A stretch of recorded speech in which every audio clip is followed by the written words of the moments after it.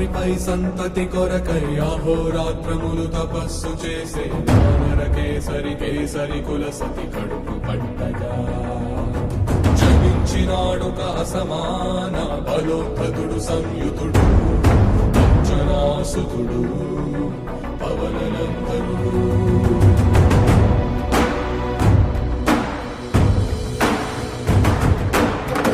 కిరణముల ఉదయాత్మి గని అది పండిన తీరని పంటను పడు సూర్యమండలము పట్టి తినాలని వీళ్ళూరే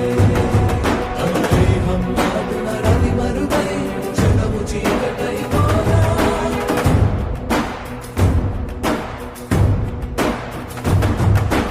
అది అమరేంద్రుడు గమనించి తన ఐరావతమది ఓడించి ఆంజనేయుని సమీపించి తన వజ్రాయుధమును విసరగా అది పవననందనుని హనుముని తాకా చిందిన రక్త బిందువే